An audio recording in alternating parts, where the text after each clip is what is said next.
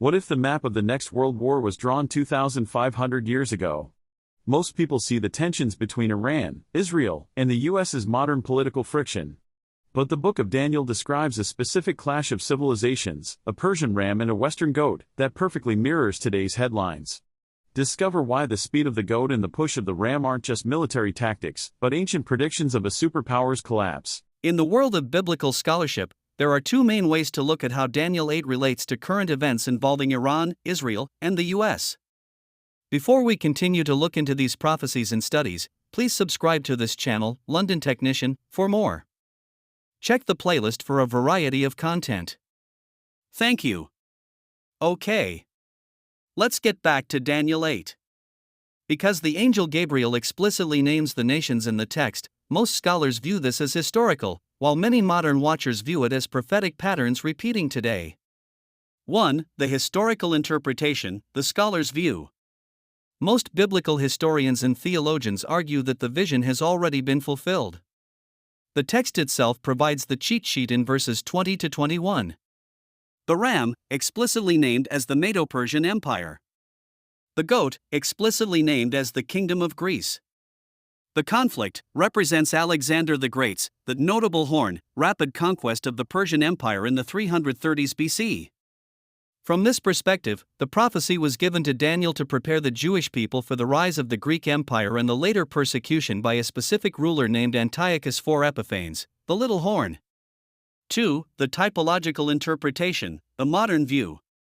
Many people looking at current events believe that while the vision had a historical fulfillment, it also serves as a dual prophecy or a pattern for the end times. Here is how they correlate the narrative to today's headlines. The ram, Iran. Since ancient Persia is modern-day Iran, observers note that Iran is currently a dominant regional power pushing its influence westward, into Iraq, Syria, Lebanon, and southward, Yemen, much like the ram in Daniel 8 verse 4. The goat, the west/u.s/NATO. Because the goat comes from the west with incredible speed without touching the ground, some modern interpreters see this as a symbol of Western military power, specifically the US and its allies, using air power and rapid deployment to confront Iran. The little horn, in this view, the current tension is a setup for a future world leader, often identified as the Antichrist, to emerge from the chaos of a Middle Eastern war to broker peace or seize power. 3. Connection to Ezekiel 38, the Gog-Magog War. It is important to note that when people discuss Iran in the Bible today, they often mix Daniel 8 with Ezekiel 38. Ezekiel specifically mentions Persia, Iran, as part of a coalition that invades Israel in the latter years. This is often why current military escalations between Israel and Iran feel so biblical to many observers. The big picture, while the Bible identifies the ram as Persia and the goat as Greece, many believe the spirit of the conflict, a Western power rapidly striking a defiant Persian power, is being mirrored in today's headlines. In Daniel's visions, the animal kingdom is basically a recurring code for world empires. While Daniel 8 uses a ram and a goat, Daniel 7 uses 4 terrifying beasts. When you look at them side by side, you can see how the Bible builds a composite profile of the Persian Empire, modern Iran. How the bear and ram fit today's context. If we apply the same pattern thinking to current events between Iran, Israel, and the US, here is what analysts of prophecy look for. 1. The devouring bear, Iran's influence in Daniel 7, the bear is told to arise and devour. Modern observers point to Iran's land bridge, its influence stretching through Iraq, Syria, and Lebanon to the borders of Israel, as a modern version of the bear pushing and devouring territory to expand its reach. 2. The uneven horns, the leadership. The ram in Daniel 8 has one horn that comes up last but grows taller.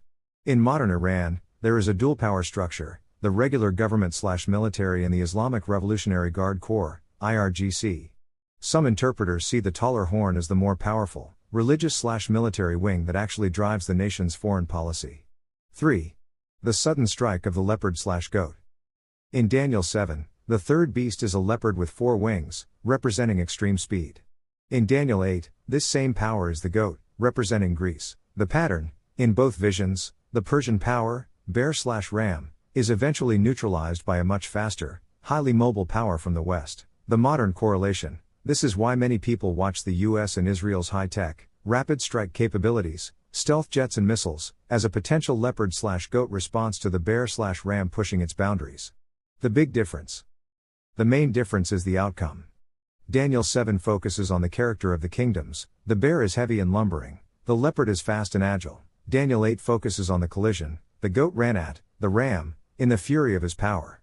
Key takeaway: if Daniel 8 is a pattern for the future, it suggests a scenario where a Persian power, Iran, becomes highly aggressive in the Middle East, only to be met by a swift, overwhelming military response from a Western power. In these studies, do you know where we are heading in the end of the war? Please subscribe for more.